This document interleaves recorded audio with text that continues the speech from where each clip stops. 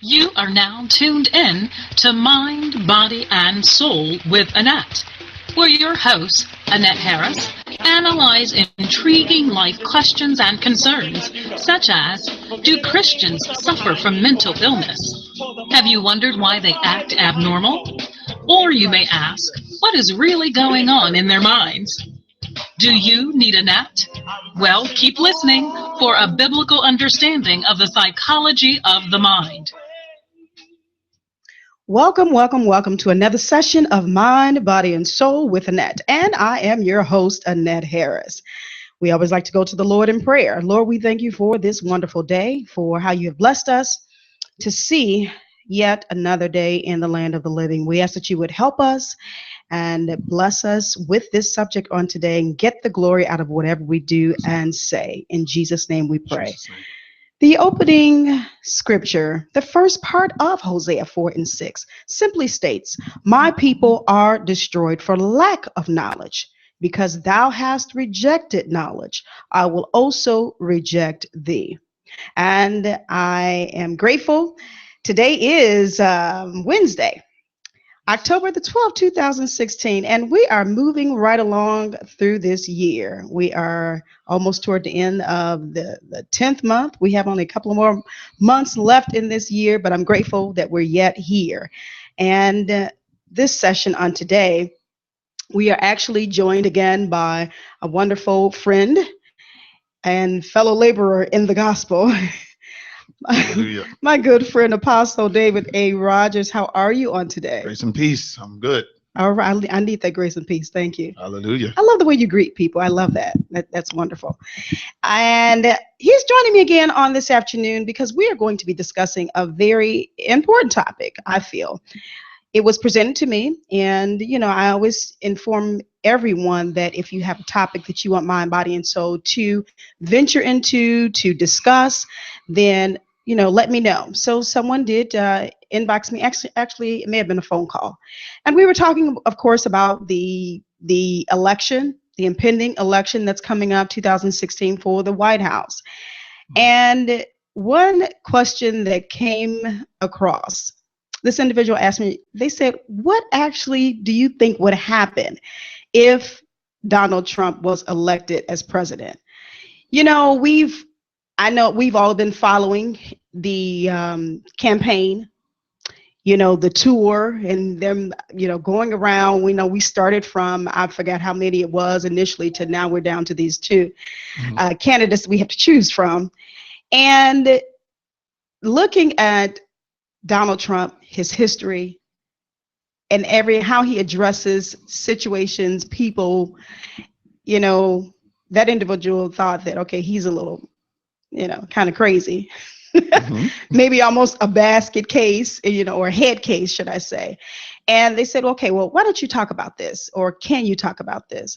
And, I said, that's interesting that that question came about because, looking at situations around our world and, sometimes when they ask Donald questions, Mr. Trump questions, I'll call him Mr. Trump on today. It's not, sometimes they're not addressed right away. He'll, deflect, his response, to whatever they're asking. And things are not necessarily being addressed like we think that they should be. Mm-hmm. And it was almost a scary thought when that question came across to me. I'm like, oh my God, yes, we're almost here. Less than 30 days out? What is it? Yeah, it's was it November the 19th? Right. Is it the 19th? Yes. So, almost like 30 days, a little bit more. And, it's something to think about. If he is elected, what in the world, what kind of effect would that have on this country? And of course, I like to look at it psychologically. What kind of effect would it have on us if he was actually elected as the president? Because that's something to think about. You have two choices now. Yeah. He's the Republican, candidate, and Senator Hillary Clinton is the Democratic candidate. So we want to venture into this. Now, I have, in addition to this, a few questions, comments, the individuals have posed to me based off of this particular subject on today. And I actually thought about Apostle. I inboxed him, asked him about his availability. And you all probably say, well, why do you always have him back on? Well, this man has a lot of knowledge, a lot of input on things. Not, I don't know if I'm putting any pressure on him or not, but I look to him and to his answers, and I respect what you say. So this is a lot of times why I inbox you, because No problem. I want to hear. That's what we're here for. Okay, wonderful. So when I first inboxed you and I threw this out to you, what were some of your initial thoughts? Well, my history in politics started in college. I Okay. went to school in Selma, Alabama at a small liberal arts college called Concordia College. And that's where I cut my political teeth. I met the men who actually worked with Dr. King on the Poor People's Campaign. A lot of people don't know. They believe that Dr. King just gave speeches and had marches, but Dr. King was actually a strategist. He was very political. And so many people say, well, there's a separation between church and state, and pastors have no place in the political arena, and you guys need to just stick to church stuff. Well, the reality is the United States that we have now came from the construct of the leadership of a pastor and the church. There would have been no civil rights movement if there was no church. Mm-hmm. That's just the reality. The civil rights movement was supported and funded and became an international political governmental strategy because the church got behind a pastor who said, I'm going to lead the charge for this. So I wanted people to know my background, because if you don't know where I learned this stuff from, then it will sound like it's just a bunch of conspiracy theories. But the reality is politics here, we got to define some stuff, because never mind. We got to define. I'm going to give you some definitions, and then we'll talk. And then whatever you want me to say, I'll talk about whatever you ask. Okay. Well, no, that's good. I like history. I like for you to give background. Yes. And it's good because, when people listening to, whether someone's on TV or radio, they like to know, okay, well, where do you get that from? So I'm glad you. Yeah. Disconnected conversations is what got us into this severe problem that we're in now. We're in trouble. And most people don't want to deal with it. We like the deception. We like to be lied to. But the reality is the United States of America is in trouble. And if we as American citizens don't go back into history to start examining how we got to this place, it's only going to get worse. I mean, Hillary or Donald Trump will have one or two, terms. What comes after that? If this is what we're picking now, if this is the best that we could find out of 325 million Americans, we are in severe trouble.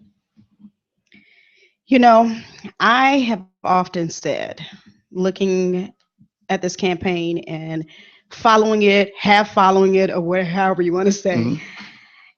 When Donald Trump threw his hat into the race, mm-hmm. I've always said, and I still believe this, that I honestly don't think that he thought that he would get this far. That's my thought. I think Apostle's looking at me.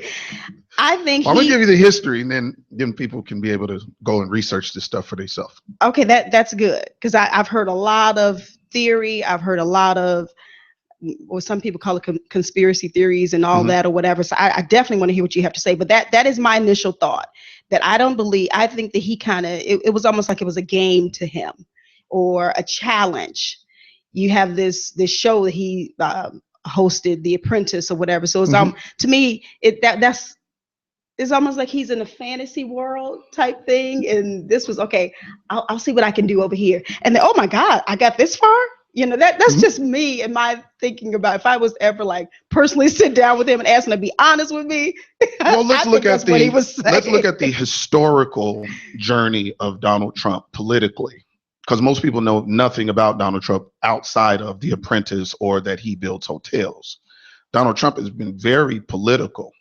Most people don't know that Hillary Clinton used to be the senator of New York, but most people don't know how she got there. Well, she got there because she was funded by Donald Trump. Okay. I'm only laughing, Apostle, because I'm going to throw some other things at you mm-hmm. with that, but go ahead. Her campaign was funded by Donald Trump. Nancy Pelosi, who is the single most powerful woman in Congress right now, who's a Democrat. Her campaign was funded by Donald Trump. So if people don't go and study the history of people, they just think that people just cropped up.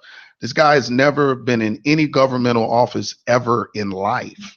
So we got to start asking some questions. Okay, if you funded the most powerful Democrats in the country, how is it that 3 years prior to you running for president that you switched your affiliation and became a Republican? When was that decision made? He just didn't pop up. This is not a challenge to him. All of these things were constructed. And I know people are going to say, oh, there's Apostle again. But we have to ask serious questions. That would be like me. You know me as a Christian. I'm a pastor. Now, if I come up to you next year and say that I'm a Muslim, you're going to question that. You're not going to just say, oh, well, great job, man. You're going to be like, well, what happened, man? You've been a Christian, a leader, a pastor for 30 years, and now you've become a Muslim or an agnostic or whatever. You're going to ask me why. Nobody has yet to ask this guy, why are you running on the Republican ticket? When financially, for 30 years, you've backed every Democratic campaign for president, governor, and senator out of New York for the past 30 years. Nobody's asking about the authenticity of his Republican support. Nobody's asking that question. Okay, so is it too early in the show for you to address that? Why he switched over? Well, we got to ask the question, what is politics? I'm going to read a definition for you. Please do. I didn't write this. This is on Wikipedia. Anybody can go find this. This is the definition that Wikipedia gives for politics, and it'll help us understand. Politics, from the Greek word politikos, is the process of making decisions applying to all members of each group. More narrowly, it refers to achieving and exercising positions of governance, organized control over a human community, particularly a state. Furthermore, politics is the study or practice of the distribution of power and resources within a given community, usually hierarchical, organized population, as well as the interrelationships between communities. So the points I want to bring out is, one, process of making decisions for a group, organized control over a human community, and the distribution of power and resources within a given community, and interrelationships between communities. Now, if I ask you, what ticket, what platform is Donald Trump running on? Could you answer me? You mean Republican or Democratic? Is that what you're referring to? No, that's his party. The party. What is his platform? No, I could not answer that. I don't know. Why? This guy's getting ready in 30 days. America, I want y'all to listen to me.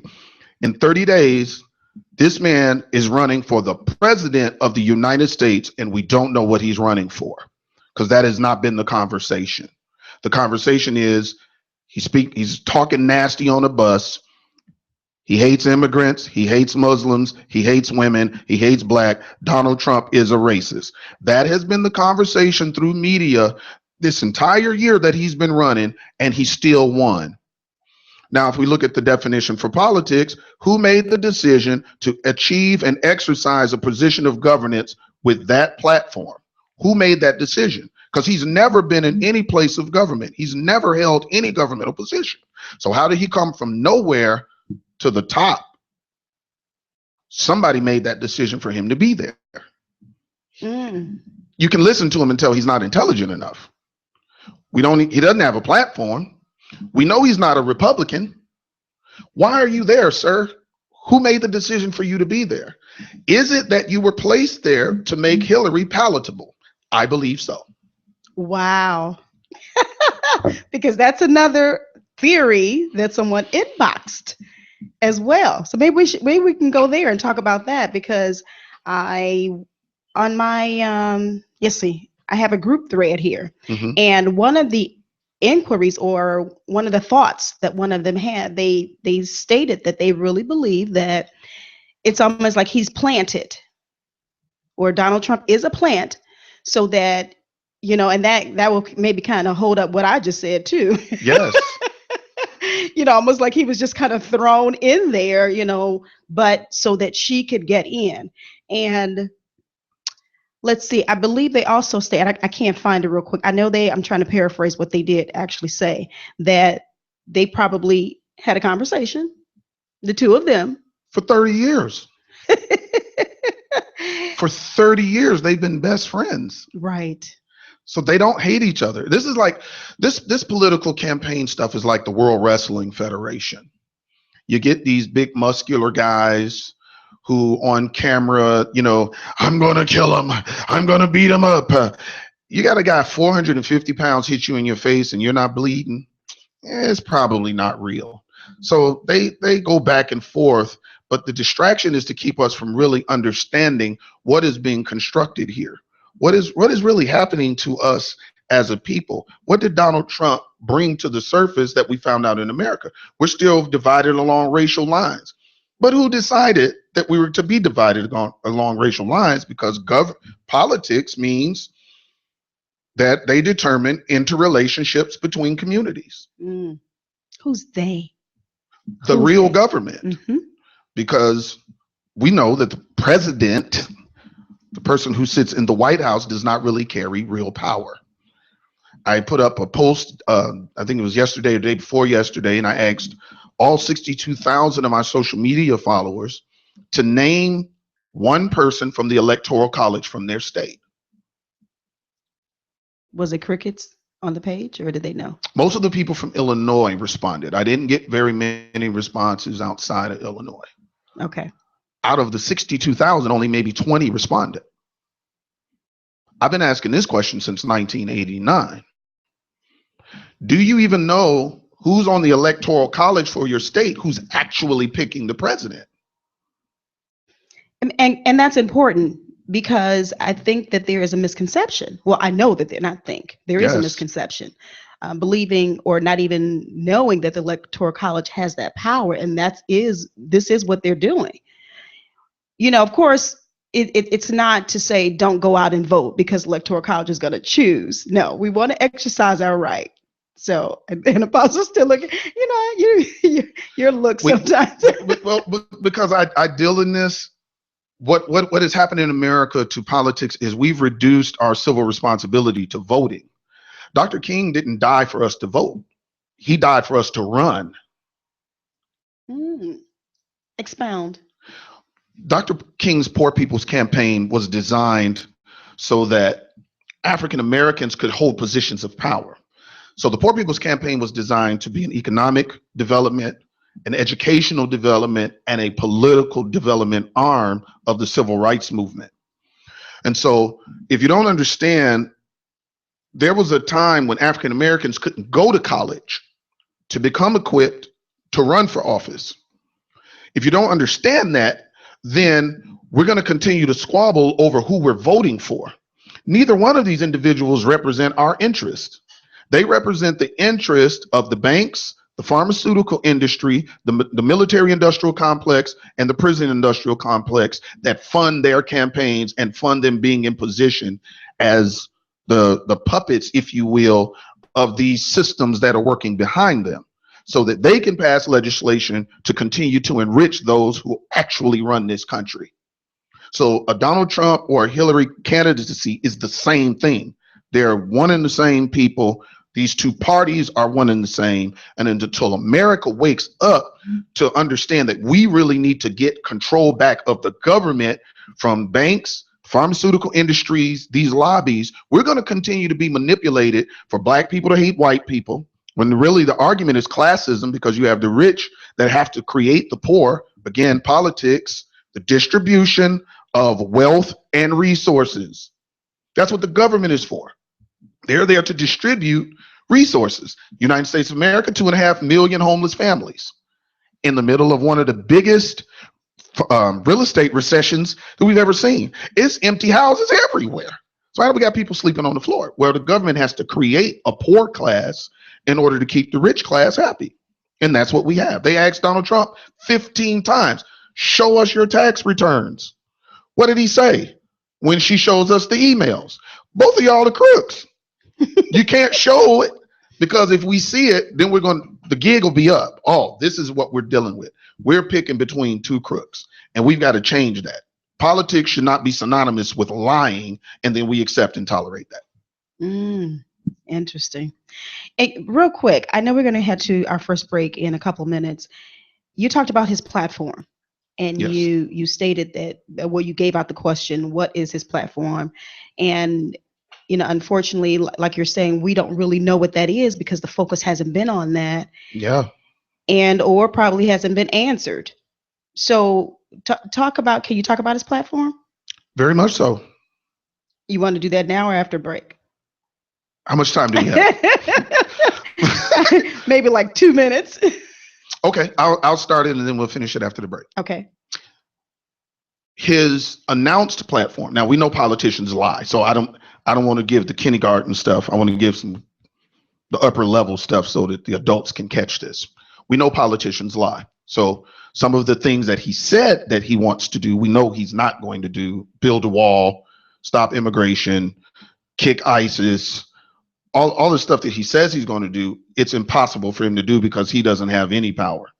He doesn't control anything. President Obama has been president for 8 years. 8 years. What did he do? Everything he tried to do, what did Congress say? No. Both the Senate and the House. They stopped it because they didn't want it. Donald Trump comes in, Hillary comes in. What's going to happen? If you do anything or say anything outside of what we want you to do, we're going to stop it. So you can make all the promises you want on the campaign. Again, it's like football. You got people every year that go see the Packers and the Bears play.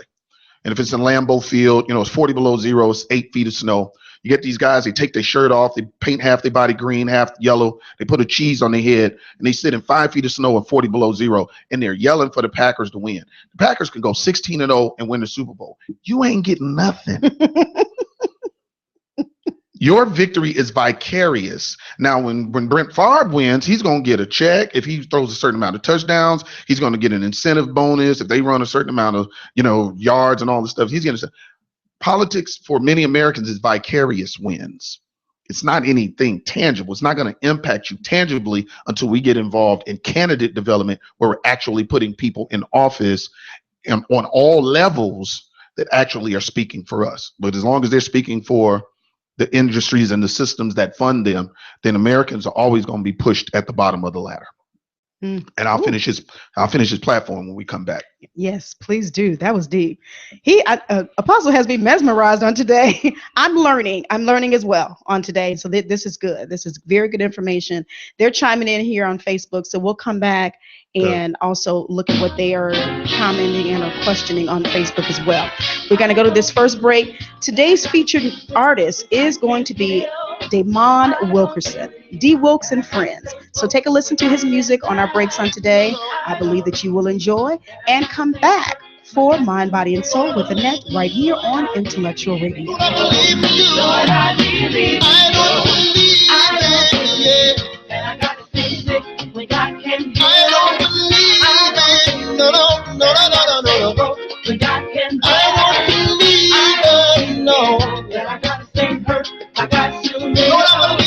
Lord, I believe you. Lord, I believe. I'm a believer.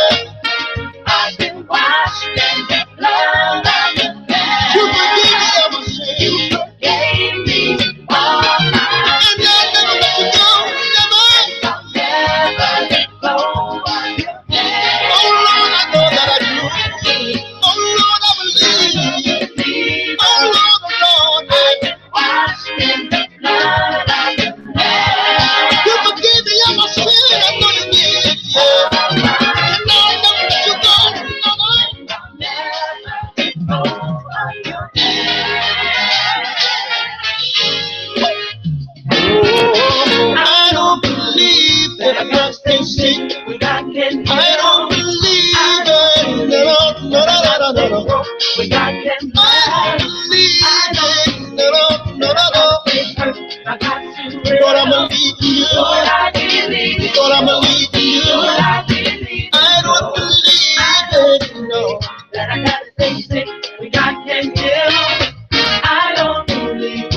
I gotta stay broke, but I can I don't believe that I gotta stay hurt, I got to believe. Lord, I believe in you. Lord, I believe in you. Lord, I believe in you. I'm a believer, Lord, I am washed in the blood of the Lamb. You did it all for me. You forgave me all my sins. You looked up my 40 I need a God, I know. Even if one step I do it, oh Lord, I'm a believer. Yeah. Washed in the blood of the Lamb. You forgave me all my sins, oh God, I know you did. And I'll never let you go, no. Lord, I believe in you. Lord, I believe in you. In your healing, Lord. Lord, I believe in you. In your power, Lord, I believe. Lord, I believe in you. Oh, Lord, you be my shelter. Lord, you be my healer. Lord, I believe in you. I believe. Lord, I believe in you. Lord, I believe in you. Lord, oh, yes, you are my God. Lord, I believe in you.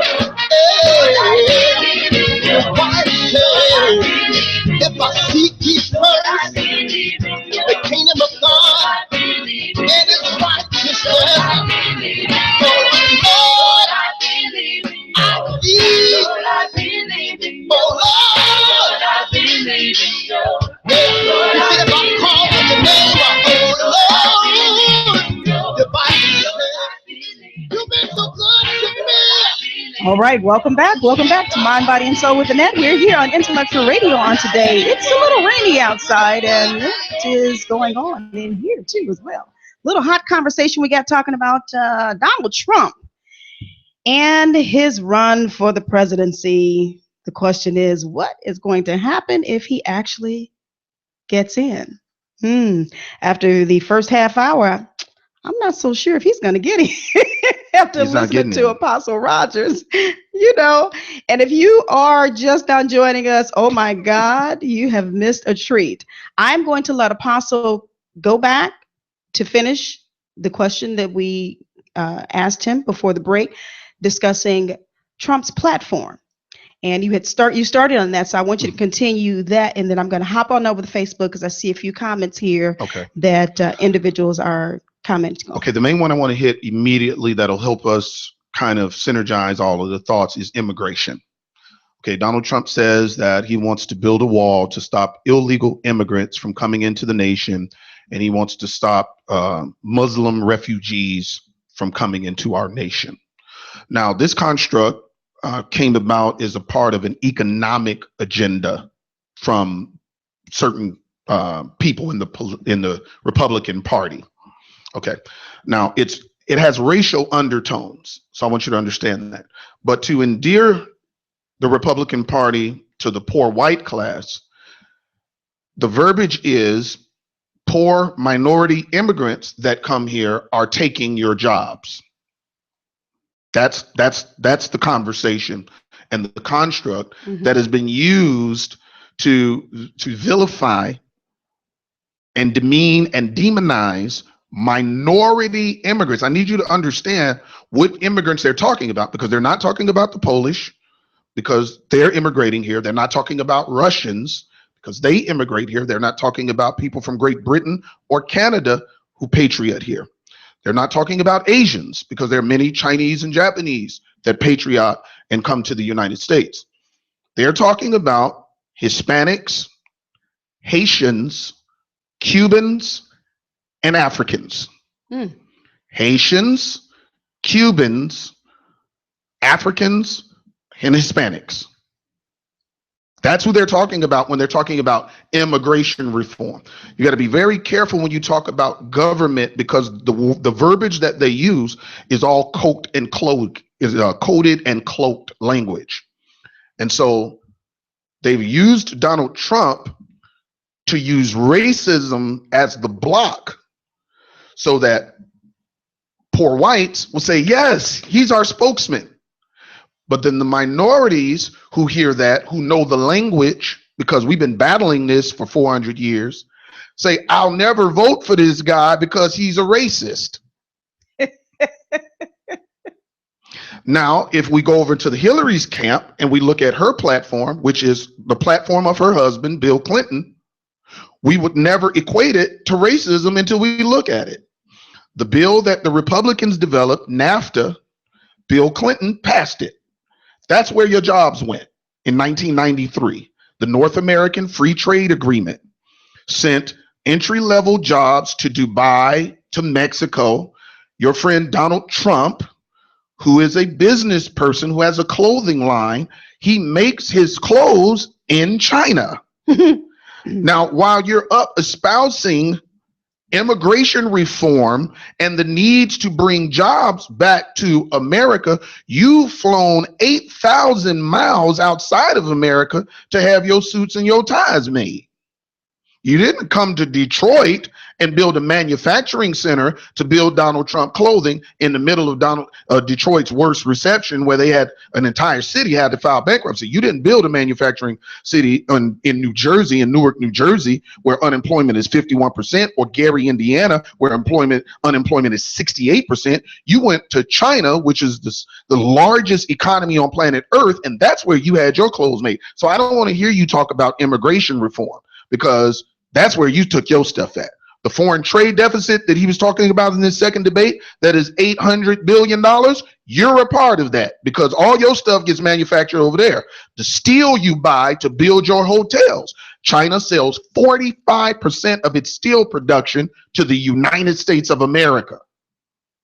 So we can't talk about immigration and stealing jobs when you funded the guy who became president, who signed NAFTA into law, sending jobs to Mexico, China, Dubai, and other places where they pay workers 25 cents a day, which is slave labor. But we don't want to talk about that, because we don't want to believe that slavery still exists today.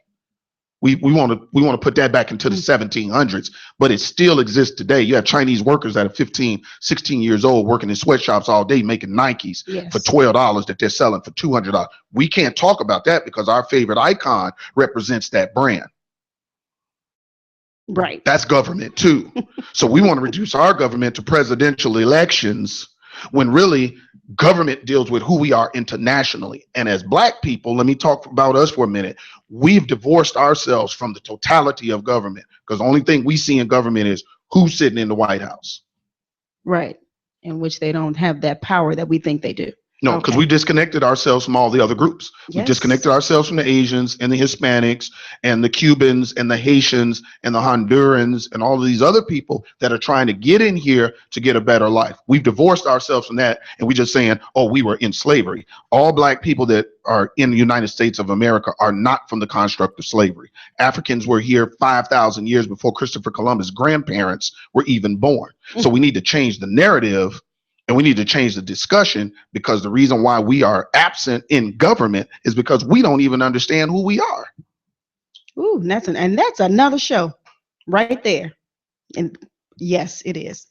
Oh, my goodness. Okay, let me hop on over here to Facebook as I promised. Natalie Bullock, she says, after the birther feud ended, here comes the campaign. This is when we were talking earlier. And you also, when you were talking about Trump earlier in the first half hour, that's what a lot of these comments are referring to. Latoya says that's why the GOP doesn't support him. And I think that may have been around the time when you were talking about him first being a Democrat. Yes. And then now he's a Republican. So she's saying that's why they really don't support him as well. Let's see. Lady Rochelle says Donald reminds her of Michael Jordan. He was an excellent basketball player. He went out for baseball. And he was okay, but no one ever took him serious in the arena. And this is true for Trump. Michael stayed with what he knew best and was successful. Not sure if this is going to be Trump's outcome. That's a very good point she made. You asked about platform. Michelle Thomas said his platform is hatred. Exactly. Yes. And she also says that's why Bernie Sanders was cheated out of being the nominee for president. And if anybody goes and looks at Bernie's campaign, you will see exactly at the point that they unplugged him because he got too close. You'll if you do any research, you'll go and see that most of the states that they say he lost he won. But who made that decision? Yes, it's a setup. I'm believing that more and more. Look at all the stuff that came out with Hillary. Let's just deal with reality for a minute. Let's deal with the Benghazi hearings that were divinely orchestrated to make her look so leadership-like and all of this kind of stuff. Mm-hmm. Let's look at all of the investigations, the FBI investigation, the upcoming investigation to the Clinton Foundation's embezzlement of billions of dollars of money in Haiti. The only African nation that fought for its freedom in the Western Hemisphere. Every time we hear about Haiti on television, they're the poorest nation on the Western Hemisphere. No, they're the only independent African nation in the Western Hemisphere. There could be a reason why so many hurricanes and earthquakes keep hitting Haiti, and it may not be acts of God. It might be HAARP up in Alaska, for those of you who have done the research. HAARP, HAARP. Go look it up. I didn't make this stuff up. I was in the military. I know what it is. Wow. Okay. There may be a reason. Okay. How much gold is in Haiti? How much oil is in Haiti? We don't know, because Donald Trump is a racist, and we've closed our eyes to everything else that is going on in government, with our Congress, with our Senate, with the Wells Fargo fiasco in California, with the banking industry. Who owns the Federal Reserve Bank? We had a guy a couple of years ago that I voted for, Ron Paul, that said we need to audit the Federal Reserve. Who owns it? Who owns the IRS? That's not a governmental agency. Why are they taking taxes from American citizens? Personal taxes. That's against the law. The American tax code is for corporations. So why are we getting charged 25 taxes every time you get $1? Gas tax, water tax, personal tax, income tax, federal tax, state tax, city tax. We're getting taxed almost 25 times, and it's against the law. Why are we not having these conversations? Because Donald Trump is a racist and Hillary is a liar. And we will not go past the surface and all of the foolishness that they're doing in the debates. It looks like one of the reality shows, instead of getting to the hardcore issues of our governance in this country. And I'm going to say it, and I'm going to say it again. We are in trouble. And if we don't wake up, it's going to get worse. Our national debt is almost $100 trillion. They only report 20. Now, I'm not the brightest bulb in the bag, but if you went to Harvard, I'm sure you took Economics 101.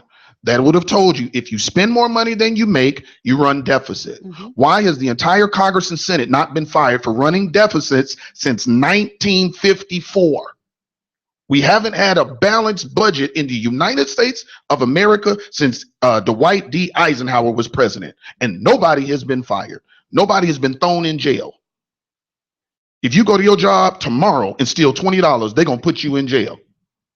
Here's people stealing billions of dollars. They ain't spent a day in jail. Why? Because they fund government. Woo. You all make sure y'all pray for Apostle, because he is lighting up some stuff today. And I know the enemy doesn't like that at all, but that's okay, because we need this. Let's see here. Elder Philip says Trump has no plan, no policy, and shouldn't be president. I'm not even sure exactly where to go today, because Apostle, I'm telling you, you brought up so many different things that is really enlightening us. And I'm glad you're doing this, because again, we don't know, and you keep bringing out, we just keep saying he's racist, and that's where we stop. And it is so true. We don't even think about, we don't even get beyond that. We're stuck. Yes, and because it's comfortable to be ignorant for a lot of people. If they wanted him to be elected, they would be funding his campaign. But because we're pseudo-political, we're political. Oh, President Obama is black. All right, let's vote for him. But the 538 members of Congress are all white, quote unquote. Just, we got a few of them in there. The 100 members of the Senate are all white. How many governors are black in the United States of America? How many mayors do we have that actually have control over the budget? Every city that's run by Democrats are called poverty centers. The top 10 poorest cities in America have been under Democratic control for 70 years. And black folk keep supporting this. We got to wake up. We got to start thinking. Right. And that's why I'm trying to help people get out of the media spun conversations. And we got to get back to some hardcore issues that Dr. King, Malcolm X, Medgar Evers, the Black Panthers, when we really had a movement, these are the issues that they were talking about. They brought up Vietnam. How did heroin get into New York? Well, it was a fake war called Vietnam that the government instituted. How did they bring crack into Los Angeles? Ronald Reagan, the CIA and the FBI, they created a fake war in Nicaragua so that they could get crack into Los Angeles. Chicago, the Irish mafia, the Italian mafia. How did we get John F. Kennedy to become president? Mm-hmm. These are the things that we got to talk about, because if we don't talk about it, we'll never be prepared to run a real election and a real campaign and have real government in the United States of America. They're going to continue to use media that's owned by the pharmaceutical, military, all of these different complexes own the people who give us our news. So now, based on their lies, we pick a side and we never question it. Blind loyalty. I'm just going to cast my vote because this is what I've been voting for. You don't understand the history of politics. Dr. King was a Republican. Black people didn't vote Democratic before 1960. Lyndon B. Johnson, this is quoted, this is documented, said, I'm going to have black folk voting for us for the next 100 years. And he created the Welfare Reform Act of 1963, which gave minorities the ability to get minority women to get food stamps, Section 8, all the stuff that they created, as long as there wasn't a man in the house. And then they assassinated all of our leaders. Edgar J. Hoover, government person. They assassinated all of our government leaders, and then they gave us gang leaders in return. And we worried about if Donald Trump is racist. Name me one that's not a racist. Right. Bill Clinton, the crime bill, 1993. More black men incarcerated under a fake drug war. Y'all started the drug war. Y'all brought that here. We Africans, we ain't got no boats to go to no Colombia and bring no drugs in here. You created poverty centers, Detroit, Newark, New Jersey, Philadelphia. And then you brought the drugs in as a means to answer the economic plight that you created, because Jim Crow was a law. You can't work for the bank. Redlining, you can't buy a house south of 63rd if you're black. So if you can't buy real estate, the bank will not fund your business. How do you survive? Well, we're going to give you welfare. This is the Democrats. We're going to give you Section 8. And we're going to make you a slave to your lack of knowledge. Because if you ever found out that you could start a business, own real estate, create your own schools instead of going to our public schools where we indoctrinate you and mentally program you to be a worker, then your brilliance is going to rise, and then you're going to start doing things differently, and you're going to stop succumbing to this deception that we put on this entire nation. America has to wake up. Oh my, will it wake up? Will it wake up? You know, you were talking about even the parties and how you mentioned about Dr. Martin Luther King was a Republican. And, you know, I've often, heard, and I look at it too, because unfortunately, and this is, similar to what you were discussing, unfortunately, we just get in that mindset and we're thinking because we're black, we have to vote Democrat. I mean, so many, that's what they base it off of. That's what they base being under a particular party off of, the color of their skin. And they think that, okay, I have to vote Democratic because I'm black. And it has come down through generations, down through the years. And that is, this is such a misconception. Now, I'll tell you something about myself. Some years ago, probably about a good maybe 10, 15 years ago, it was time for the presidential election. Let's see, let me think of which election it was. Oh, I'm sorry. It was when Clinton was in, and he's a Democrat. Okay. Yes.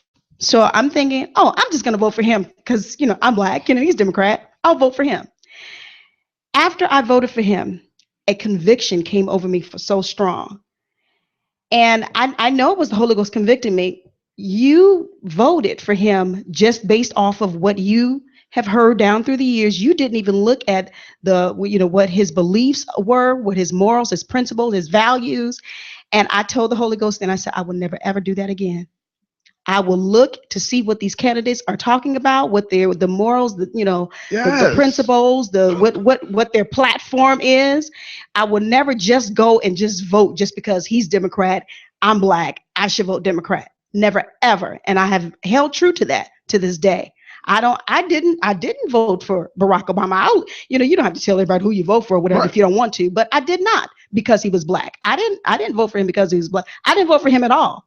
I had to look at, when he was in the Senate, President Obama, he made known his beliefs then. And that I said, oh, no, that doesn't coincide with what I believe spiritually. And, a lot of things that I was like, oh, no, he won't get my vote. Then when you have a presidency, I was like, oh man, I can't vote for him.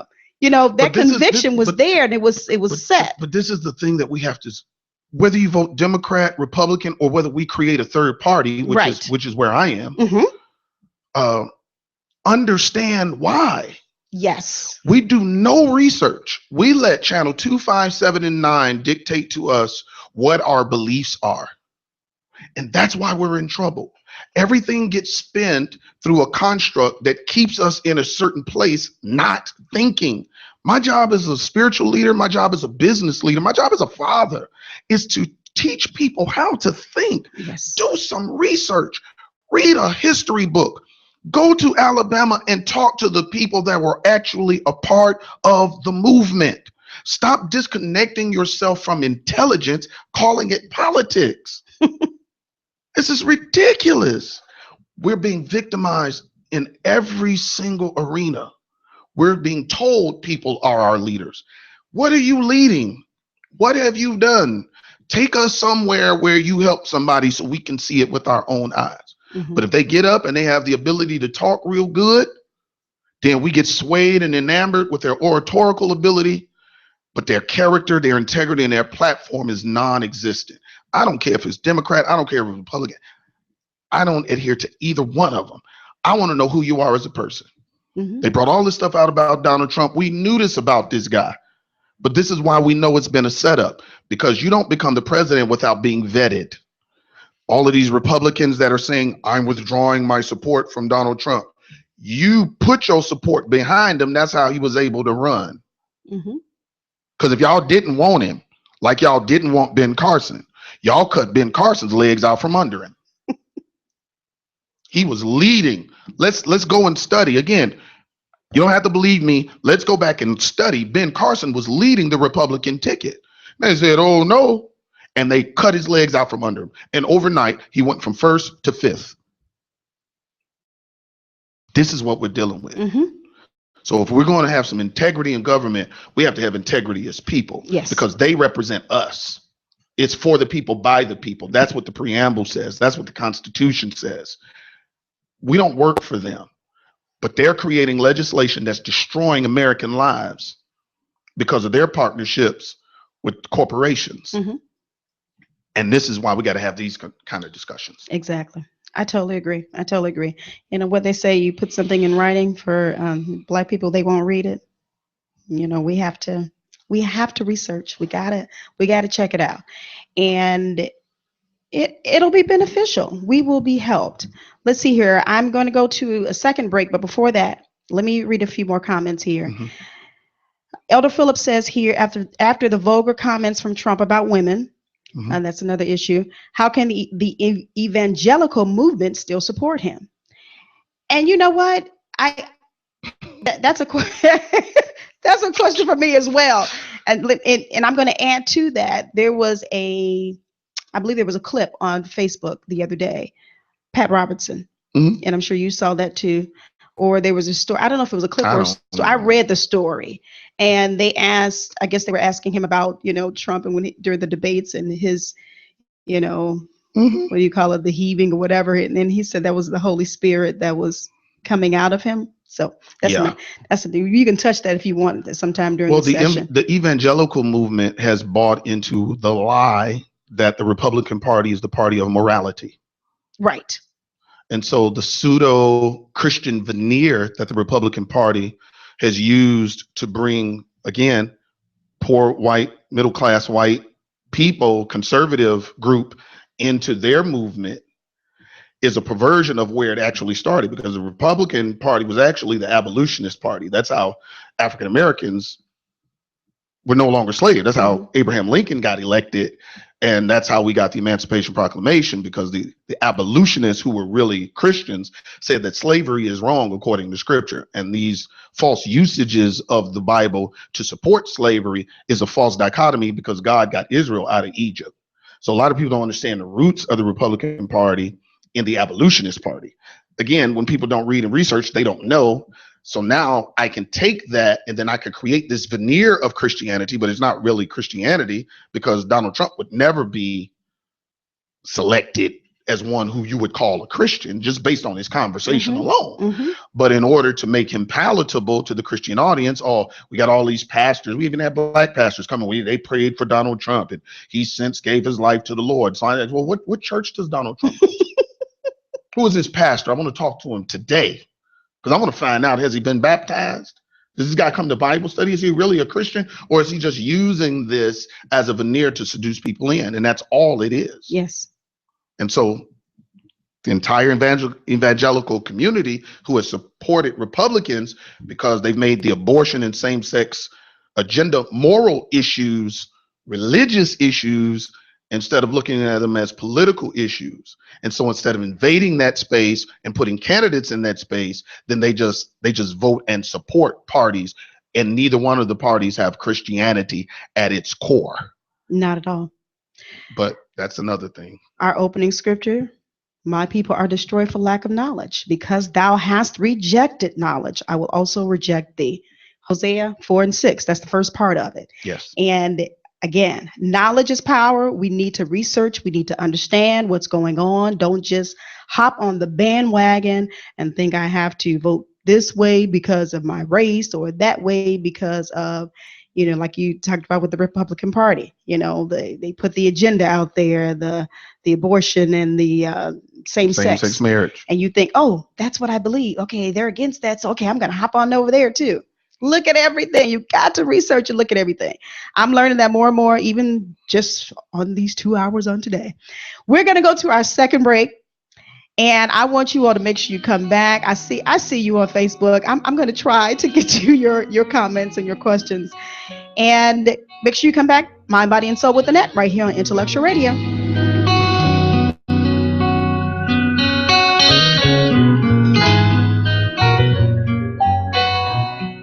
Show me grace and mercy, and your loving kindness. I'm forever grateful for everything you've given. Show me grace and mercy, and your loving kindness. I'm forever grateful for everything you've given. Oh Lord, I want to live like you, so I can love just like you love me, so I can praise like you live in me. I'm asking mine for yours. Give me your heart, oh God, I wanna love just like you love me. Oh Lord, I wanna praise like you love in me. Oh God, mine for yours. For all of this we praise you. For your mercy and your grace. All of this we praise you. Life, health, and strength. Lord, your mercy's given me a second chance. I can give you praise. All of this we praise. For the songs that I sing. All of this we praise. chance to pray. Much was given me a second chance to pray. Lord, I'm asking for you. Give me a heart, oh God. Love like you have loved me. Give me a heart, oh God. I wanna praise like you left me. Give me a heart, oh God. Mine for yours. Oh God, I wanna live like you. Give me a heart, oh God. I wanna love like you have loved me. Give me a heart, oh God. Praise like you live in me. Oh Lord, mine for yours. Mine for yours. Mine for yours. Mine for yours. Mine for yours. My heart for yours. My heart for yours. Oh God. I wanna love just like you love me. I wanna praise like you live in me. I wanna live my life completely. What's enough for you? For yours, for yours, for yours, for yours.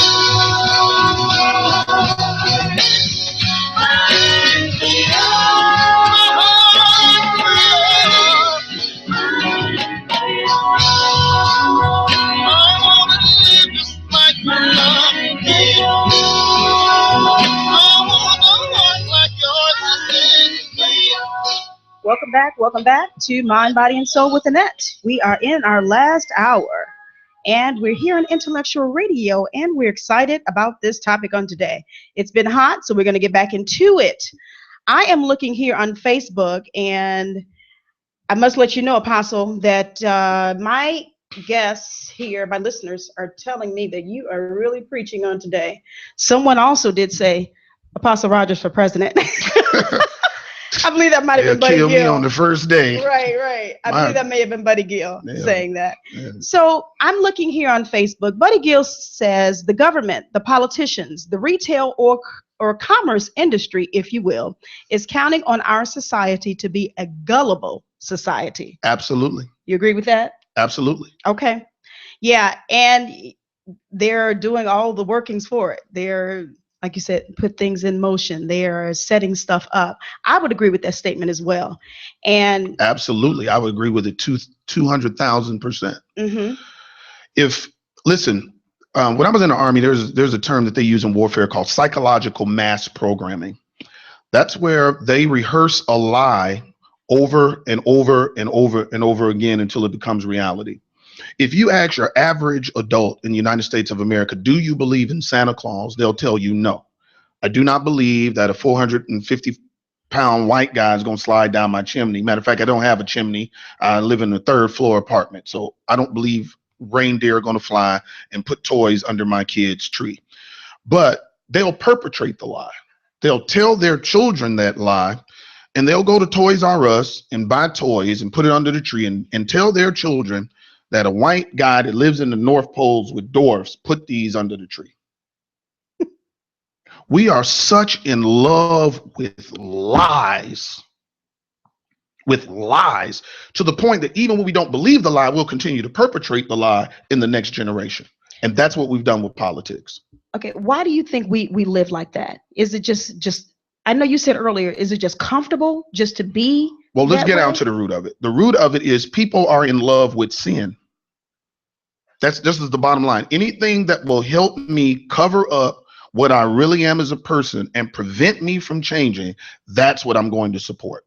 So as long as I can point fingers over there and say, oh, the Republicans are racist. Oh, the Democrats are demonic and antichrist and they legalize abortion. As long as I can put the blame somewhere other than right here, then that's why people are so adamant about it. They're so emotional about it. They get behind it and people are crying and fighting, just breaking out. And I mean, this stuff is nonsense. You have more chance of changing your community by going outside and talking to your neighbor than voting for the president. But the reality is we love the lies. We love the appearance of change when real change starts in your own personal life. And when people are challenged to deal with their personal life, they opt out and they live vicariously through somebody else. So take responsibility, basically. I can't say it no sweeter than that. All right. Let's see. Lady Rochelle says here, if everything is a setup, remember you talked about it being a setup, how can we really have a voice and get the agenda of the people implemented? Is it always going to be their agenda? Many feel like we really don't have a voice and get turned off when it comes to voting. So she's saying if everything, not that she's not disagreeing, not that she's disagreeing with you, no, but if it's a setup, she's saying, real. How can we really have a voice? Well, here's the issue. What did Dr. King do? What did Robert Ibukwe and Nelson Mandela do in South Africa? They created a grassroots movement. They didn't start at the top of the pyramid. They built the base and the foundation through community movements. We got to understand, we already have the model. This is nothing new. I'm not giving you, the construct of my own mind. This is stuff I've researched from history, from movements that have been effective. They tore down apartheid in Africa through the ANC. That was a grassroots movement. These are people that are poor that said, we're tired of being victimized. We got to get tired of being victimized. Our cities are under siege. You're in Chicago. We're in Chicago. People are getting shot. It's worse than Afghanistan and Iraq here in Chicago. But we can march for when a police officer shoots somebody. But when our own children are shooting each other 100 every weekend, there is no movement. Where are the men at? Let me digress for a minute and let me deal with the government of family, because all of our problems in our construct come because of the absence of men. When we get real men to stand up, because that's how God designed government. God designed government to start at the feet of men. And when we get real men to stand up and father their children and stop using sex as entertainment, our biggest problem is sexual irresponsibility. We don't have any government over our zipper. And the same thing with our women. You'll give your body to a man you don't even know, have a baby, and then put him on child support as if that's parenting. No, we got to govern our own lives. But when you start having this discussion, there's the Christians again. They're on the soapbox telling me how to live. Well, 3 babies out of wedlock. The father ain't working, is not in the children's lives. Now your son is a GD, your other son is a BD, your other son is a vice lord, and your daughter is out twerking on a pole. How is that working for you? Your children are working at Taco Bell for $6.50 an hour because they're dropping out of school because their dad is not there to push authority. They don't see a healthy family, so they grow up psychologically damaged. Mm-hmm. This is what we're dealing with. So we're looking for the government to give our answers, and we don't even govern ourselves in our own home. Then we go to church and tell the pastor he's supposed to lead us, and we crazy. No, we got to get back to personal responsibility and accountability for our actions, and then begin to link up at a grassroots level to begin to move things in our own personal community. Forget the White House. You have zero control in the White House, but you do have control of what goes on your block. I love that. Take responsibility, personal responsibility. As you were talking, and I was reading Lady Rochelle's comment that about what should we do or what can we do if it's already, a setup, basically. I was reminded of that movie, Birth of the Nation. Mm-hmm. I just went to go see that movie, and they didn't want to fund. And, the lead actor is that, his Nate first Parker. name is Nate, right? Nate Parker. But he was portraying Nat Turner in this movie. And, as I sat there and I watched the movie, of course, you go through a wide range of emotions watching these movies, mm-hmm. but it's reality and what actually happened. I'm looking at this little excerpt of what the movie was about. The last sentence here it says Nat Turner, he orchestrates an uprising in the hopes of leading his people to freedom. And as I looked at the movie, of course, they couldn't put everything in there, but mm-hmm. basically he orchestrated trying to free his people, this uprising. And as it started out, I talked about he was going to be a leader. People were going to listen to him. That was at the beginning of the movie. It was like reiterate over and over and over again. So he was a preacher. Yeah. They were listening to him. His own people, the A slaves preacher. were right. Yeah. His slaves were listening. I mean, not his slaves. The slaves were listening to him. And as it went on, and then he is like something just clicked in his mind. And as he watched throughout his life how his people were treated and different things that were happening, and I could just tell he was just, getting upset. I don't really want to go into the whole movie, but I mean, it's reality. It's not, I'm not going to, it's not going to be a teaser. It's a real part of history. It's a real part of that you history. never hear about in school. And I said to myself at the end, I said, now what was the main reason for him orchestrating this quote unquote uprising? I'm like, he died, after that, a horrible death, but it was the principle to me of the thing. Mm-hmm. He wanted to make it known, I know what you all are doing to us. I don't like it. Well, I'm going to try and do something for my people. So when she talked about what kind of voice, do we have, or can we have, or what should we do if it's still a setup? You could almost look at that movie and say that there was no sense in him even trying to do an uprising, because what they were going to do, because they were looking for him. They eventually hung him. So what was the purpose, right? No, we do have a purpose. Go ahead. Yeah, the cost of freedom is what people don't want to pay. Yes. We want pseudo freedom. We want to be able to buy an iPhone, drive a BMW, and give the semblance of freedom. That's what we like. We don't really want real freedom, because real freedom requires real responsibility. Michael Jackson was 57 when he died. He was still a kid in his mind. He didn't want to leave because his childhood got robbed from him. That's what we're dealing with. We're dealing with people that's 50 years old, but mentally in their development, 9, 10 years old. We got to spend time investing in people. We're trying to vote change in.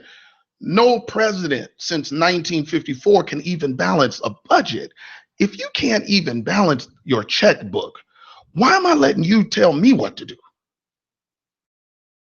So if we don't start dealing with that in all of our communities, more specifically, especially in the Black community, where we have opportunity, but we opt out. We choose entertainment over education. And we spend trillions and trillions and trillions of dollars to entertain ourselves.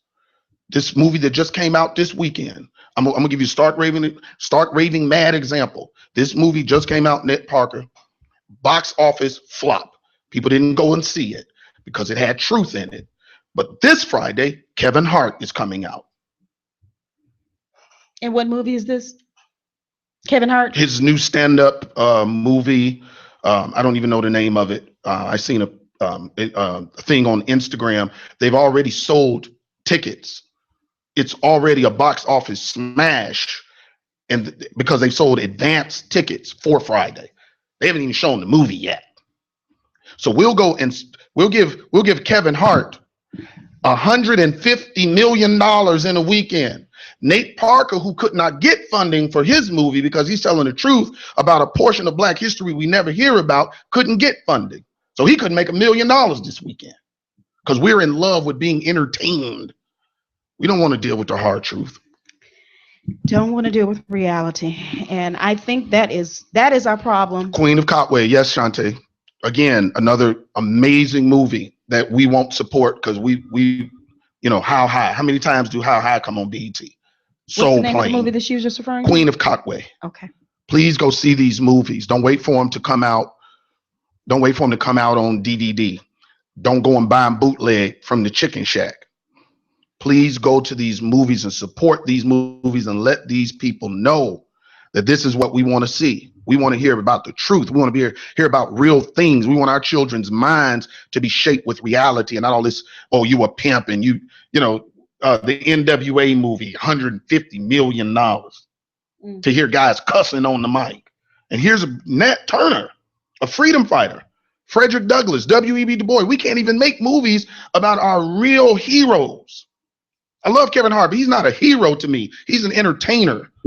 Okay, I think is it What Now? Is that the name of it? What Now? Kevin Hart, What Now? Yeah, whatever his stand-up thing is. It's no interest to me. Yeah. I just saw it on. But you're so right. You're I just right. saw it on Instagram the other day. We will support and try to be entertained. That is like our focus. And you're so accurate when you're saying that. I mean, we got it. We have to get out of that. We have to get out of that. Or what you said at the beginning, we're in trouble. America's in trouble. Buddy Gill told you the whole reason why government exists is because people are gullible. When you're gullible, that means nobody took the time to invest in you information. These kind of shows that you have, very few people tap into this stuff because it's dealing with hard issues. You got to deal with hard stuff. Now, if we was on here cussing and talking about the beef between Meek Mills and the Game, it'd be 500,000 people on here. They would shut the whole server down because that's nasty. That's goofy. That's, somebody don't like each other and they're talking about each other. Every day I'm listening to these kids and a new reality show is coming out. And these kids are like, yeah, and Kenya, and she did, isn't it? Then you ask them, can you name me somebody from the Electoral College? Can you name me a black attorney? Name me a black neurosurgeon. All the basketball players. Name me a black sports agent. Name me a black investment firm, a CEO, a CFO, a COO, a CIO. We're not teaching our children. We're not teaching ourselves. And that's why we keep getting victimized. Right. I don't know. I don't know what's going to happen. I think you're right. We should continue to have these sessions like we're having now. Prayerfully, it will penetrate and it will help, those that are around. As you were talking about shows like this, as opposed to if we were sitting here cussing and doing everything, it just reminds me again of this presidential election. I always say it's likened unto a reality TV show. That's what I look at it as. That's what it is. And this is what people are flocking to. A lot of people are saying, oh, we like what Donald Trump is saying. We can relate to him because he's speaking his mind. He's speaking what we would want to say. Okay, really? Right. Now it's opening up my eyes to what their priorities are and what they are accustomed to or what they want to hear. They want to hear this junk. They want to hear this mess. They want to hear that, he was talking about women and degrading them. They want to hear all this. The filth, because it's rooted in a sin posture that we don't want to deal with, because we don't want to deal with the moral nature of what we've allowed this country to become. We don't want to deal with the root of this country. His whole slogan, make America great again. Great when? When was America great? Point to a period in time when America was morally upstanding and right, and it was equal rights for everybody, and everybody was blessed. In every period of American history, because they're trying to force Hillary in the last debate, say Muslim terrorists. Man, when are we gonna say American terrorism? Why is the Ku Klux Klan not a terrorist organization in the FBI files? I was a former police officer. Why the Aryan Youth Movement not labeled as a terrorist organization with the FBI? Why are the skinheads not labeled a terrorist organization for the FBI? But we want to talk about Muslim terrorists. And they've been lynching and raping and beating black people for hundreds of years. Not one of them has been labeled a terrorist organization. But now we want Barack Obama to say extreme Muslim terrorists, as if that's going to change the construct of why these people are killing people. It's not.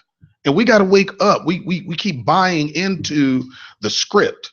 And until we divorce ourselves from the script and really do some research about what these people say, they lie to you to your face. I mean, Hillary has lied so much that I don't even know if her name is Hillary. Possible. Yes, you're right. No, I'm serious. Yeah, and I know you are, because there are things on both sides. I know we're talking about Trump on today, but there are things I'm definitely on both sides. We got to talk about both. Yes. Because if we don't, we're going to continue to allow these people to do what they do. We're going to pay them six figures to lie to us every year. You don't do that anywhere else. You can't go to McDonald's and order a number one, and then the girl come to the door after she take your money and say, oh, I'm sorry, we ran out of burgers. Well, I just paid for number one. Well, you can't get your money back. Sorry. Because that's what they're doing to our seniors with Medicaid, with Social Security, and with their retirement fund. Oh, yeah, we know you put something in, but ain't nothing here now. Well, where did it go? Y'all stole them people's money. This is deep. This is so deep. Let me hop back over here to Facebook. Let's see. Latoya Gibson, she says the government obliterated the Black Panthers. because they were offering real solutions and stockpiling artillery and daring government to bust a move, she says. They killed Fred Hampton and Mark Clark right here on the west side of Chicago. There were almost 85 bullet holes in the wall. And not one person has ever spent a day in jail behind that. Martin Luther King was assassinated. They said James Earl Ray did it. The United States government last year was found complicit in the assassination of Dr. Martin Luther King, and you didn't hear nothing about it in the news. I challenge anybody to research it. Malcolm X was assassinated. His assassin still lives today. Never spent a day in jail. But they say he's a black leader. Medgar Evers, assassinated. JFK, assassinated. Robert F. Kennedy, assassinated. Where are their killers? Because if you kill Ray Ray on 47 in Indiana, in 2 weeks, you're going to be in Stateville. That's so true. It's so true. I love your passion talking about this. Latoya also says welfare is one of the main reasons for fractured families. Yes. I agree with that as well. Let's see. Okay. Let me hit this welfare real quick. Go ahead. Because this is another government construct we never talk about. When President Obama came in office, he came in one of the biggest economic downturns this nation has ever seen. In order to rescue this nation out of what they called hyperinflation and hyper debt, a $700 billion bailout was issued to banks. Now, there's 320 million American citizens. If each one of those citizens got a bailout of $250,000, what would have happened to the economic status of the United States of America? If the banks had the money, they blew it through illegal practices. We're still feeling the repercussions of that. They just had a major hearing from the CEO of Wells Fargo, who created accounts on people. He hasn't spent a day in jail. He's stolen hundreds of millions of dollars from people. He wasn't even fined. He wasn't even given a $25 fine. Y'all gave the banks $700 billion. You could have done that for American citizens, and you could have killed homelessness overnight. You could have killed hunger in America overnight. 1 out of 5 American children go to bed every day hungry. We spent over $100 billion flying around in outer space. United States, $780 billion on defense spending. The next 10 nations combined only spent $50 billion. We spent $750 billion. Who we plan on fighting? But children are going to bed hungry. 25,000 homeless teenagers in Chicago, 340,000 homeless families in Chicago. But we sending people out of space. Billions of dollars. That's government? No. What do you think is going to happen? What do you think is going to happen? We are at a tipping point. There are segments of people, Hispanic, white, black, Asian, Russian, all over America. They're absolutely tired. And the tipping point is coming. Rome was the most powerful civilization that ever existed, all the way to Asia, all the way up into Europe, all the way down to Central Africa. But it imploded from the inside because a little small group of people called Christians began to preach this message throughout the Roman government. The Roman government was never overthrown by an army. It was overthrown by a moral revolution through Christianity. As those people began, and they didn't care if they died, because most of them, while they were being executed for their faith, continue to preach Christ and him crucified. That's what it's going to take, a moral revolution, not a governmental revolution, not just an economic or educational revolution, a moral revolution of who we are as a people, because we've allowed this to happen.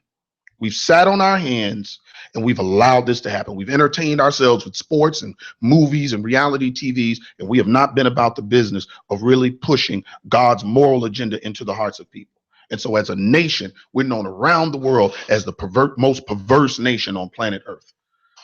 We have 11-year-old girls having babies, and we selling nachos in the church. Moral revolution. That's government. I would love for you to go further into that.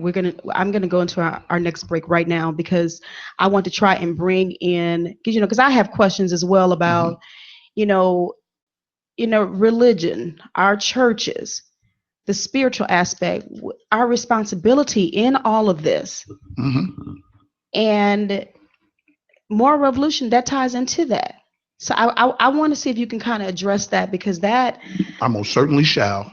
That is, in a nutshell, just saying that, it sparks so much, in my mind, in my thoughts. But yeah, I want to talk about that when we come back.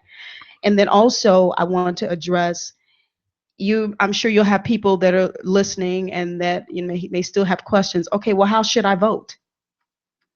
And I know we can't tell people who to vote for, but I want you to kind of address that. We talked about the parties and not just, flocking to a particular party because of your race, or, we want you to be informed. We want you to get the information that you need so that you can make an informed decision. Mm-hmm. Do our part.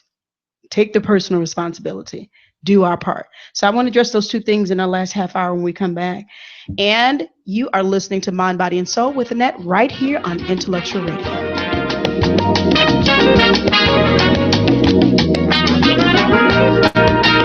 What will you say when this glory comes down in the cloud to rest in the room?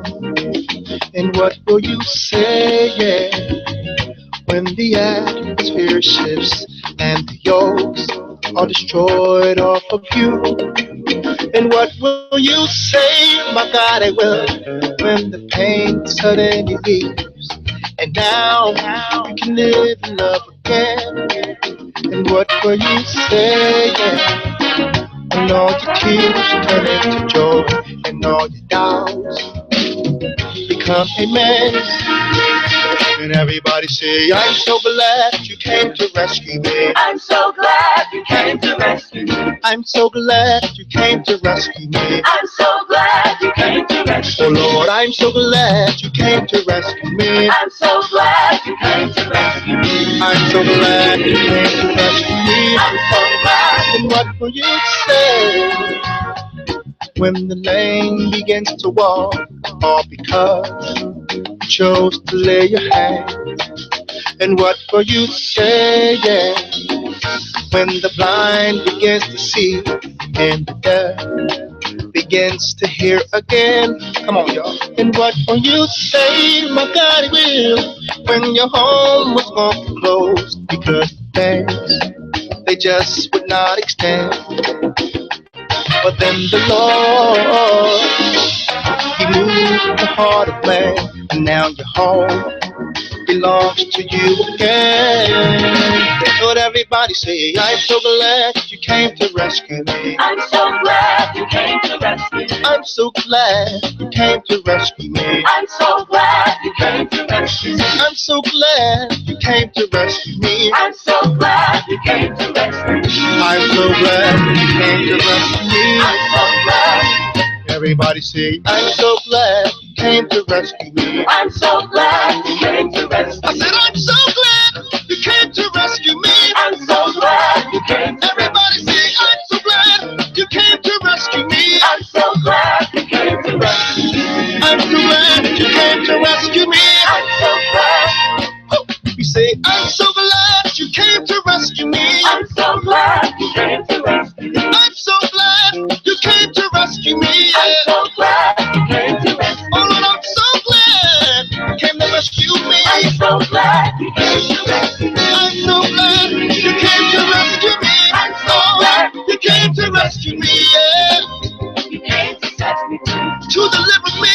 To deliver me. I know that you did. It all for me. I know you did. Know you did. You came to set me free. You came to deliver me. Deliver me.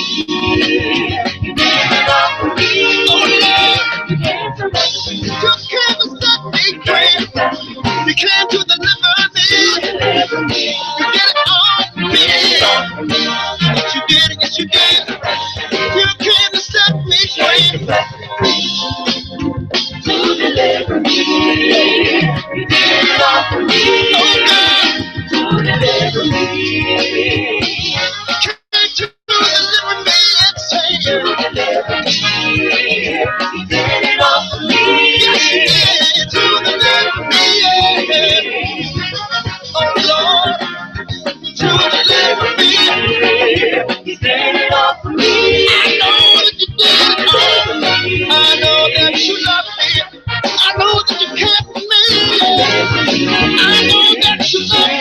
I know that you care for me. I know that you love me. I know that you care for me. Oh Lord. All right. Thank you for coming back to Mind, Body, and Soul with Annette right here on Intellectual Radio. And we are in our last half hour, well, roughly about maybe 25 minutes left. And we are here with the ever great Apostle David A. Rogers. And I tell you, Apostle, they are really enjoying you on this afternoon. They say you are telling the naked truth here today. God bless You are laying it out for us. And we need to be informed. I'm so grateful that I'm first of all grateful that God has given you this information and you've done your research and you've talked and you've given out to us, and we're able to receive on today, talking about this election, talking about Donald Trump. We've also been talking about Senator Clinton as well. This whole, it's kind of been mind blowing to me. And I am learning on today. I see others are chiming in and they say this is very good information that you're giving us. So I asked during this last half hour if we can touch on two particular areas before we end the session. Mm-hmm. And one of them was kind of, I guess I could say, one of my questions, the responsibility of the church with the election. You know, so many times we hear there should be a separation with the church and the government, but there's a fine line there. I think we have to be careful when we say that, because I think what that facilitates, or what it makes others do, what it makes us do in the church, we say, okay, there should be a separation. So I don't even want to think about that. I don't want to dwell on that. I know I'm going to vote this particular party, and that's it. Mm-hmm. Without even knowing the issues, without even knowing, what that candidate stands for, and then we don't get involved like we should, or we won't even go and try and research like we should. Right. Because we're thinking it should be separated. I'm going to deal with, the things in this church house, and that's all. No, but you don't realize how this is affecting you. It's affecting you. It affects the church. What they have over in Canada is Canada where they can't preach certain on the streets. Yes. In Florida, it's not just in Canada. It's in Florida. You cannot do street evangelism in certain cities in Florida. Now, see, it's against the law. That. But this is what I'm saying. They're sneaking legislation in. The church is the beacon of light and hope. So let me give some definition real quick, because we only have 30 minutes. The church is not a social agency. That's not where we just go to hang out and make friends. The church is a governmental agency. Jesus said in Matthew 4:17, repent, which means to change the mind. So mental development is a part of what the church is designed to do. He said, repent, for the kingdom of God is at hand. So Jesus Christ comes to preach a kingdom. He comes to preach a government. That was his assignment. From Matthew all the way to the book of Revelation, we see the kingdom being taught. What we're teaching in church is we're going to sell nachos, we're going to shout, dance, and be happy inside of a building. And that is the farthest thing from what Jesus actually exercised and practiced in his earthly ministry. And so we need to recapture our roots. Again, like I said earlier, the entire Roman government was destroyed in 200 years by Christianity. It was not a war that brought them down. It was an internal moral revolution that hit Rome and turned it upside down. And that's what's going to happen to the United States of America, because the kingdom church is rising now. People are tired of the foolishness and the shenanigans, and they're actually getting engaged in things that transform communities for the glory of God. So, a lot of times we're just trying to cater to our own feelings within the church. Feelings and making people feel good, making sure they're comfortable. No, sometimes we need to be uncomfortable. As long as you are satisfied, you'll never make a move to do anything different.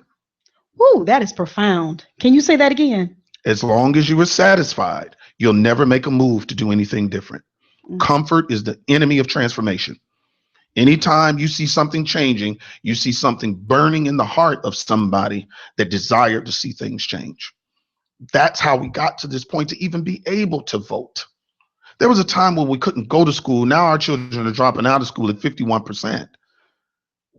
It has to come from something burning inside of you. The Bible calls it the Holy Spirit. And unfortunately, we've reduced church to doctrine and dogma, and we've gotten away from the change that's supposed to come. Salvation is not me just sitting in church on Sunday, put a $2 in the bucket, sing a song, and then go home. That's not salvation. Biblical salvation is the deliverance of your heart, where God's heart migrates into your heart, and then he begins to move through you to change the world. The responsibility for changing the planet was given to men. God gave Adam dominion in the earth. So everything that Adam named, that was its name. God didn't name anything because he gave the responsibility to Adam. And oftentimes the church is saying, oh, it's time to pray. Okay, prayer means I hear an instruction and I follow it. Don't mean I'm just talking to God. And the church don't want to obey instructions. We have a plan laid out by Dr. King, the SCLC, which is the Southern Christian Leadership Conference, the NAACP.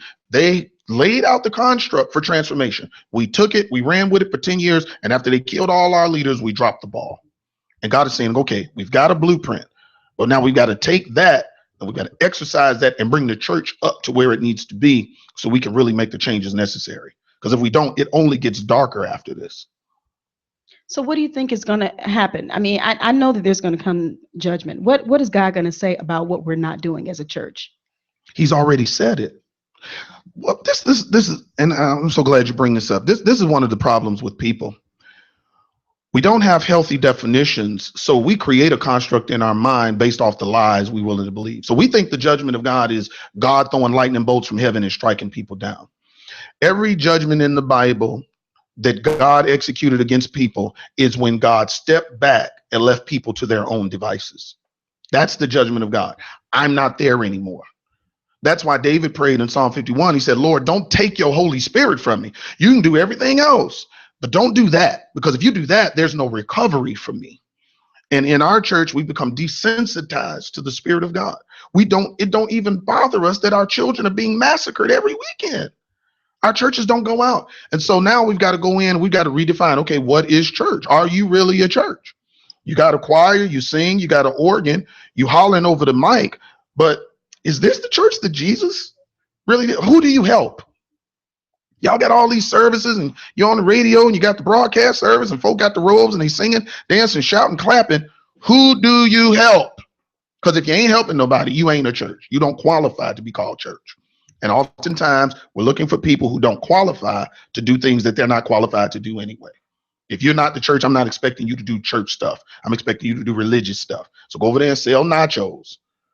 But those of us who want to see change, we're going to be out here engaged in these streets, in these kids' faces, bringing them into the kingdom of God so their lives can be governed differently, because they're governed by mental illness, rejection, abuse, bad teaching, miseducation, like Lauryn Hill said. Mm-hmm. So these are the things that the church can fix. Our church, we're getting ready to open up our first daycare center in a couple of months. So kids at 9 months old can start learning how to read. We're not going to wait till they turn 5. September 2017, we're opening Data School, Dominion Arts Technology Academy, our first grammar school, so we can start educating the new minds that we're going to start steering into government, into business, into education, into the church, that are educated, that have the spirit of reform and transformation in them, because they've been raised up in this. I'm not sending our kids to Chicago public schools and they're sitting in a classroom with 45 kids with criminal records. That's doing a disservice. We can change things, but we got to stop sitting on our hands saying, God, do it. God said, no, life and death is in the power of your tongue. I give you power to get wealth. Now go out there and do what I told you to do. I told you to go and disciple the nations. That's governmental. But you can't disciple a nation you can't even afford to go there. So these are the things that we have to work on in the church. We need to put a real demand on our leaders. We need to ask some hard questions. We had 15 offerings Sunday, Pastor. What do we do with that money? Did we feed anybody this week? Did we pay anybody's light bill this week? Did we send any kids to college so that they can become the next mayor or the governor? Or is you buying you another Lincoln? Yes. All the church folk gonna hang up on me now. Yes, they probably will. But you know what? They've heard the word. They've heard the word. So what they're going to do with it after that? You know, let's talk about voting. We're not that far away from the election. Voting. And what would you advise? We've talked, all day long. Well, in these 2 hours, about this campaign, about Trump, You've gone through the background, you've done history, you've given us input regarding the political parties. What would you say to individuals before they go to the polls? Is there something that you would advise them to do prior to? Maybe they should have already been doing, or maybe they can do now within these next 30 days or so. Let me give the history of what voting does, because a lot of people think that voting selects the president. It doesn't. What they do with the vote is they determine districting. So it means this. Every district has a certain amount of financial support that comes from the government. So the government determines where they're going to put money based on the percentage of the people in a given district and how many of those people vote. So if you've got, oh, Jesus. Okay. If you have 100,000 people in your district and only 10,000 of those people vote, then you're only going to get 10% of your allotted financial support. So let's take a place like Chicago. We got 9.5 million potential voters. Now within those voters, you have districts. So let's say the West Side is District 5, the Austin district, and there's 100,000 people there. Well, if only 29% of your registered voters vote, then the money for schools, roads, economic development, and all of those things will be reduced to 29%. So when they make decisions downtown, they make those decisions based on the voting block. That's why populations like the Irish in Chicago, who make up 4% of the population, control 73% of voting positions of leadership: streets and sanitation, water reclamation, police superintendents. Those decisions are made based on who votes. So while we're talking about police reform, well, you're not going to get police reform if you don't vote, because your lack of voting just told the mayor you don't want a black superintendent, you don't want black commanders, you don't want black trainers at the police academy to teach white police officers sensitivity training so they know not to shoot unarmed black residents. You just forfeited any say-so you had in the decision making. When Rahm Emanuel came here, he closed 50 schools. Do we know where those schools are? Of course we do. They were in black and Hispanic neighborhoods. Why? Because they only voted 30% until a national presidential election come, and we voted 75 and 80%. But guess what? Presidential election don't determine local funding and spending. What you do for mayor, what you do for governor, your aldermen, your leaders in the different comptroller, all the non-sexy elected stuff that we don't pay any attention to, that are making decisions that actually affect us. Those are the areas we need to focus on.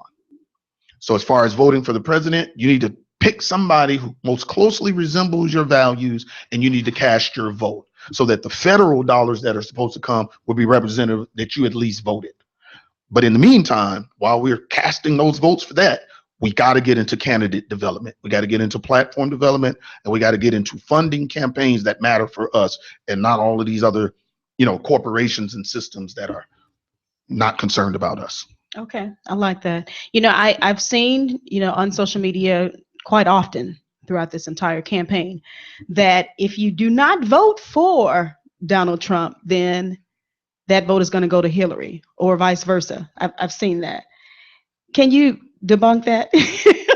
Or tell us what your thoughts are. That's fear mongering. It's a false narrative. She's already the president. I'm trying to get people to understand that. They selected her 12 years ago. If you go and do the research, just go and do the research and look at how she's been developed. Ever since her husband came out of the presidency, all of these things have been divinely, her selection to be the Secretary of State, all of these things have been orchestrated. Let's look at what the Republicans have ran for president the last 3 elections, and you tell me, are they trying to win? They ran John McCain. He's 497 years old. Who was his running mate? Sarah Palin? Right. Anybody in their right mind wouldn't vote that ticket. The next, they put a Mormon against Barack Obama, which is probably one of the most spectacular orators we've ever had. And you put Mitt Romney, a Mormon, against Barack Obama. And now you put Donald Trump against Hillary Clinton. That would be like putting the New England Patriots against Phillips High School's football team. Who's going to vote for Donald Trump? Let's be honest. Like, let's get out of the okay, it could. Who is going to actually vote for Donald Trump? He's been double digit behind since this thing started. He has no money in his war chest. Nobody's giving him any money because he's not there to win. He's there to provide the distraction to usher her into what has been orchestrated all the way when they was back in Arkansas. So all y'all that's afraid that Trump is a racist and he's going to get in there, stop being afraid. He's not getting in. He wasn't designed to get in. Yeah, and I agree that it is a scare tactic that is being used. Lady Rochelle said on here that no vote is still voting. What do you say to that? Apostle? If you don't vote, because see, I do see on social media, people are, okay, I'm not going to vote because I don't want to choose between these two because neither of them are competent enough. They don't feel they have the qualifications, so they say I'm not going to vote. And what would you say to those? Who made those decisions to put two of the most incompetent, unauthentic people, amoral people you could possibly find on planet Earth? Who made the decision to make these two the candidates? Because if you don't deal with that, if you don't deal with who's in the Electoral College, because most people don't even know how a person gets chosen to be on the Electoral College. This is how a person gets selected to be on the Electoral College. Whatever party you represent, let's pretend like you and I are the Democratic Party. Illinois has 20 electoral votes. That means the Democrats get 10, the Republicans get 10. You know, you're a good person. You really support the Democratic Party and its platform. We're going to make you one of the ones on the Electoral College to vote for our person. So we want you to vote for Hillary come November. That's how the Electoral College is picked. Now you got to figure out what is the motive behind the person who picks Preckwinkle, who's one of our Democratic Electoral College members. Why was she selected? Who selected her? What are the chances of her going against her nomination to vote for Trump? Let's pretend like he's one of the most brilliant Republicans that ever ran. He's got a great platform. He's going to change debt and fund education and all this stuff. What are the chances of her going against her party? None, because they hold her political career in their hand. So she don't have a place, does she? So do we? Because if we say we're voting, what are we voting for? We're voting for who somebody selected is going to be in there because they pick the people who pick the people. I need y'all to wake up. Wow. This is something to think about. So if you don't deal with the people in your local elections, then the powers that be are going to pick from the people you didn't pick, and they're going to put them in positions so that they can make the decisions they want them to pick. So you want us to really focus on the local and where we are? Of course. Okay. I just want to reiterate. Who's the mayor of Chicago? How did he get in? As soon as he got in, he closed 50 schools. 50 schools.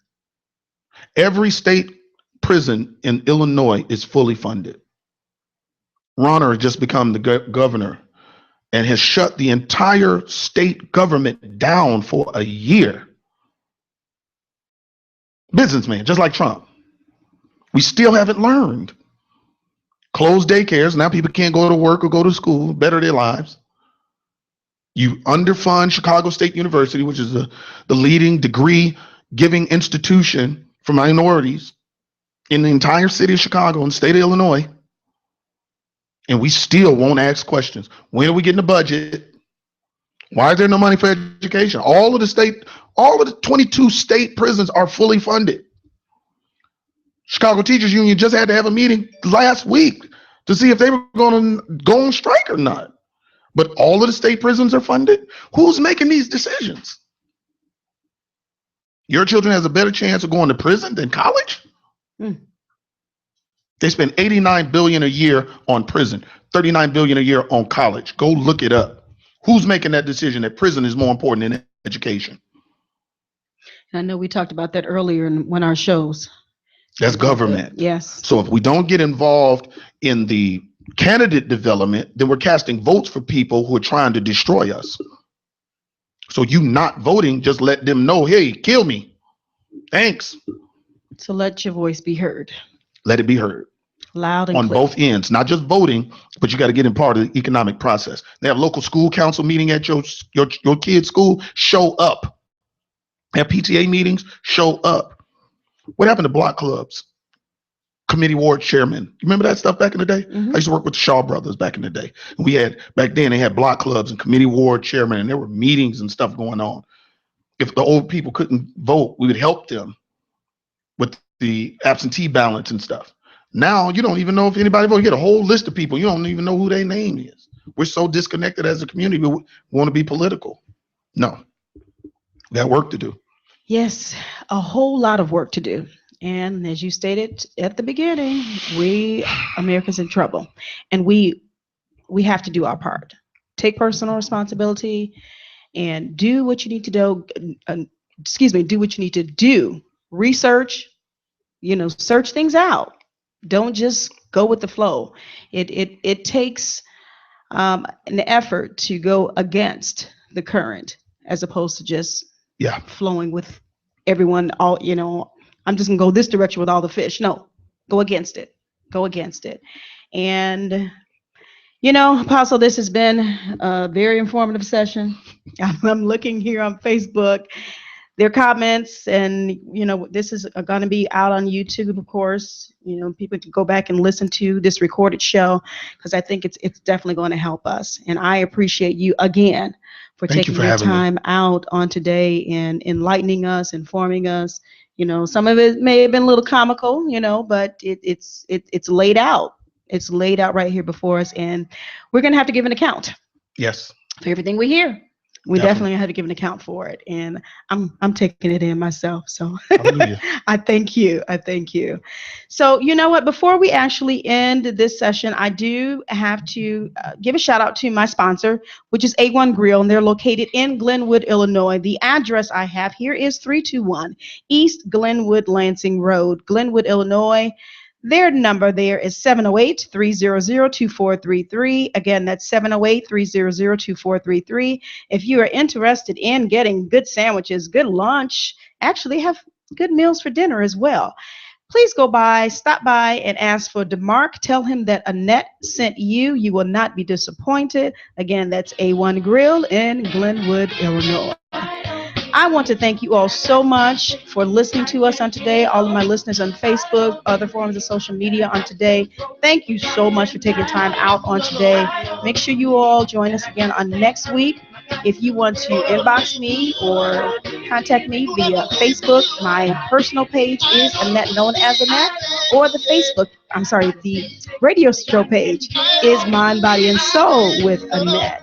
You can also inbox me. You can go on Twitter, Instagram. I'm there. Look for Annette. You will see me. Come on and follow us here at Mind, Body, and Soul with Annette, and get caught up with Annette.